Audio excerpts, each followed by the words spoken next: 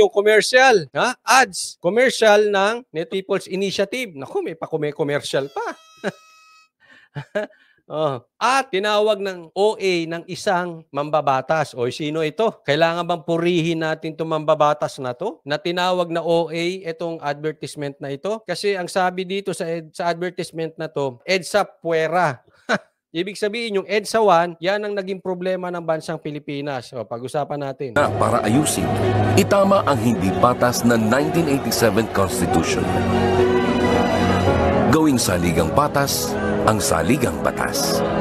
Galing, no? Gawing saligang patas ang saligang batas. Alam nyo, sa isang banda, sa totoo naman, yung 1986 Constitution natin, 86, 87, medyo hinug sa pilit ang ginawa doon. Medyo mabilisan yun, niratrat yun eh. Kasi yun yung ginawa yun nung napalitan si Marcos. Marami doon na nakasingit doon sa batas na yun na hindi talaga para pro-Pilipino. Marami nakasingit sa batas na ron para diinan lang ang mga Marcos. Ganun yun. Kaya ako, hindi ako sang-ayon palitan ngayon. Kasi yung gagawa na naman, yung mga nakaupo ngayon, delikado. Gaya dati, parang sobrang galit nila sa Marcos, parang yung batas natin, nagka-leche-leche. Ngayon, ganyan din. Swapang. Hindi man lahat, pero maraming swapang. Galit na nga si Pulong eh. Pinag-PPI na nga sila eh. Kaya, wag ngayon tayo ulit magpapalit. Talagang pangit. Umeere sa iba't ibang TV network ang commercial na yan na nagsusulong ng charter change o pag-amyenda Umeere yan sa ABS. Ewan ko lang. ng konstitusyon. Tila sinisisi ang 1987 Constitution na nabuong matapos ang 1986 EDSA People Power Revolution. Ang pagpasok ng edukasyong dekalidad, EDSA Puera. Ang magsasaka, EDSA Puera. Land ownership ng foreign investors, EDSA Puera.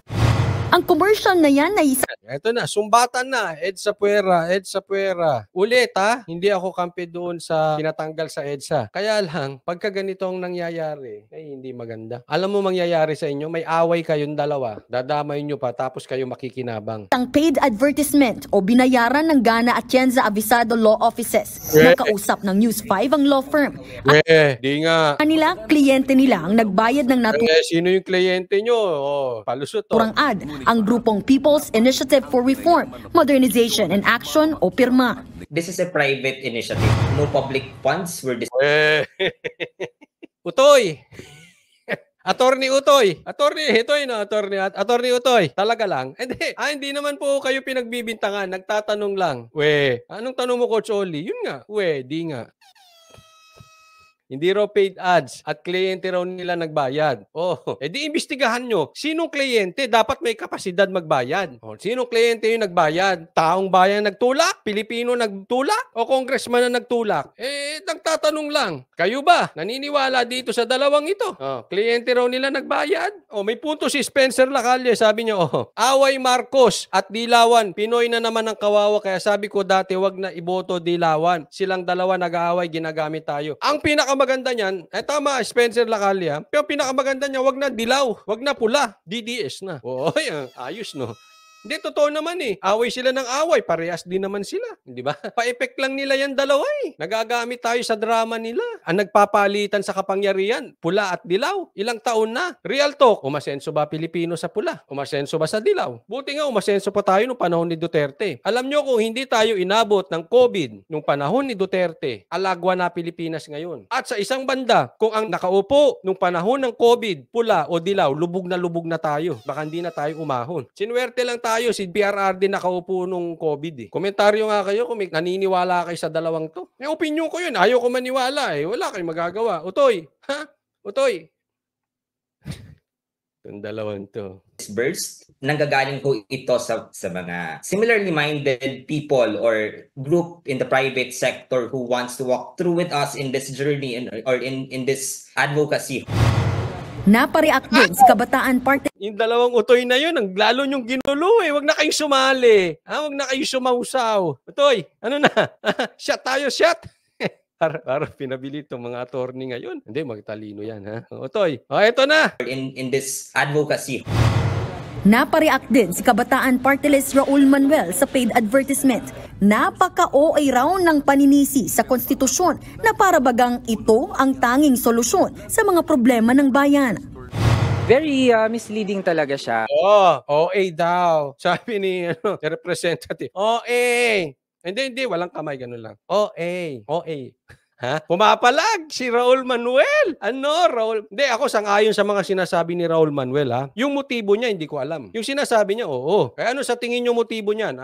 Ako, sa opinion ko, ha? Magtatanong lang ako, Raul Manuel. Di ba, friendship kayo ni, speaker? Di ba? Bakit ngayon parang pumapalag-palag kayo? Hindi nga, ako'y nagtatanong lang, anong meron? Ha? Hindi, baka kasi isipin ng mga ibang tao, AC/DC ka lang. Ano yung AC/DC, Coach Oli? Kayo na umintindi kung ano yung AC/DC. Hindi, kasi baka kumukontra ka lang, attack collect, defend collect. Di naman kita pinagbibintangan, kaya nga tinatanong kita. Baka naman nagpapalaki ka lang ng presyo. Tanong yun ha, baka lang naman. Hindi ko sure. Kasi baka atake ka ng atake ngayon, bukas makalawa, tahimik ka na. Anong meron? Hindi ko kinokontra to ha. Pabor ako sa sinasabi niya. Nadududa lang ako. Ha? Kasi minsan yung motibo ang tinitingnan natin, nadududa ako. Sa bagay, ito namang mga makabayan black, lahat naman ata kinontra nito Lahat ko kontrahin yan. Parang sa buong Pilipinas, sila lang tatlo nila Franz Castro ang mabait. Siya, tsaka si Brosas, tsaka siya. Sila lang ang matino. Lahat masama. Lahat kontrahin. Ha? Babantayan. I'm watching you. You. I am watching you. I'm watching your foundation. Turuan mo yung isang vlogger, foundation.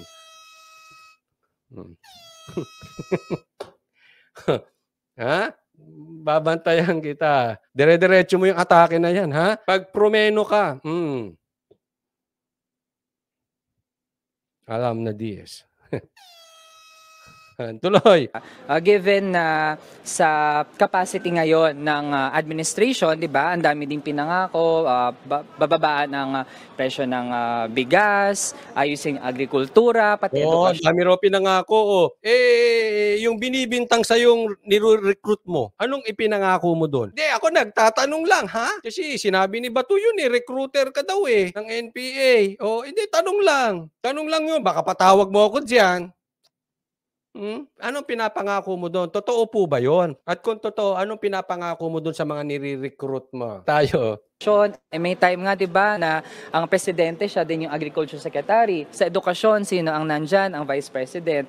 So they have the resources, they have the power, yung national budget, ganyan. Pwede yang gawin nang hindi binabago ang konstitusyon. Ang EDSA Pera advertisement na yan lumabas sa gitna ng mga balitang Ito ni Eleanor. Scripted lang yan kay Raul Manuel. Hindi, mamaya, pepreno yan. Pag preno yan, nakapreno na rin. Pag yan, promeno, sunod-sunod yan. Pepreno din yun sila Franz Castro. Opinion ko lang yun, ha? Tingnan nyo kung tama ako o mali. Virgil Larissa, shout out. Bayaran na raw para makakalap ng pirma sa People's Initiative Petition na nananawagang bumoto ng sabay ang Senado at Kamara kaugnay ng charter change o pag-amyenda sa saligang batas. Sa Facebook post ni Davao City 3rd District Representative Isidro Ungab, may natanggap daw silang report na may nangihingi na ng pirma sa mga residente kapalit ng stubs na nagkakahalaga ng 2,000 hanggang 3,000 pesos. Ayan, may suhulan na.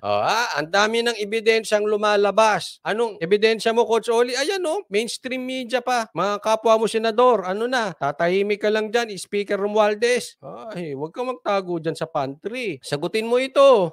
Tahasan ding itinuro ni Ungab ang PBA party list na umunoy nasa likod ng signature campaign. Si Davao City 1st District Representative Paulo Duterte naman, diretsahang pinangalanan si PBA Party List Representative Margarita Migs. Ganda niyan, laki nung may nakalagay dyan, malaki sa Davao, ha? May malaking tarpaulin o billboard na ata ang tawag dyan Davaoenos are not for sale. Sagutin mo yan. Congressman Speaker Martin Romualdez, sagutin mo yan. Marami ng paratang. Huwag kang tumago sa pantry ni Nograles.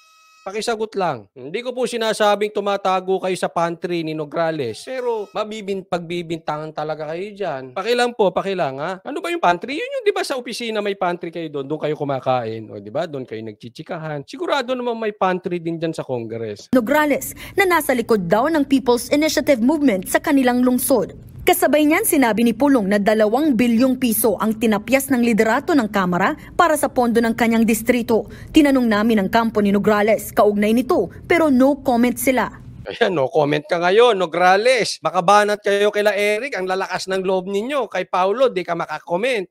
Ano, mag-aantay ka na may magtatanggol sa inyo dyan sa Congress? Ganyan kayo eh. Ito kasi, lantaran po ito ha. Pinangalanan ka. Pinangalanan ka ng Duterte. Ikaw ang sumagot. Huwag kayong tumago dyan sa mga kasamahan nyo. Ganyan ang style nyo eh. Pag pinangalanan kayo, sagutin nyo. Nagkakainan sila sa pantry. Oo, syempre pantry yun. Doon talaga kumakain sa pantry eh. Isipin mo ha, 2 billion ang tinapyas sa budget ng Davao sa distrito ni Pulong. Ganyan yung iniipit ng Duterte. Sumagot ka, Nograles.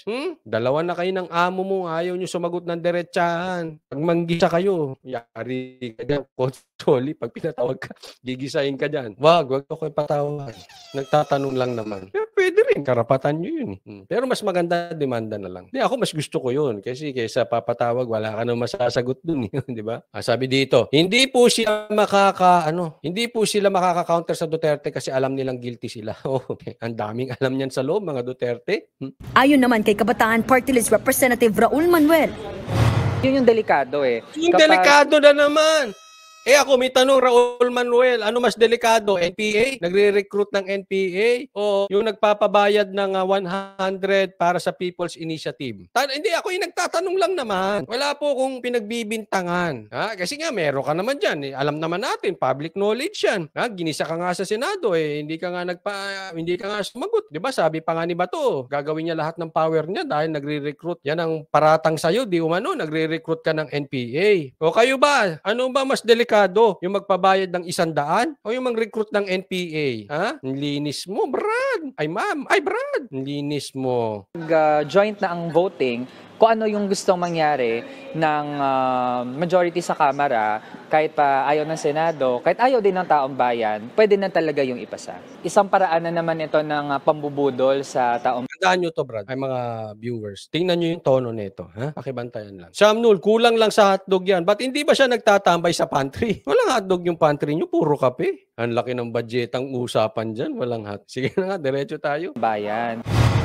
Hindi raw matatawag na People's Initiative kung pera ang pinagagana. People's Initiative nga dapat pero kung initiative pala ito ng mga politiko at ang magiging charter change din naman para sa mga term extension or pagpapapasok pa ng mga dayuhan na kasosyo nila. Dapat tanggalin na party list. Anong palagay mo, Raul Manuel? Kasi nakakagulo yung mga party list sa aking opinion kasi dyan may mga nagtatagong sumusuporta sa kung ano-anong bagay Hindi, tanong lang po, palagay mo ba dapat tuluyan pa yung party list, Raul Manuel? Hindi, nagtatanong kasi medyo nagtataka ako Parang magkakasama kayong umatake sa Duterte dati tapos ngayon ganyan. Malaking question sa akin yun. Anong meron? Anong meron na alam nyo na hindi na alam ng taong bayan? Nagtatanong lang. But one thing for sure, hindi man namin alam. Malalaman din namin kung meron.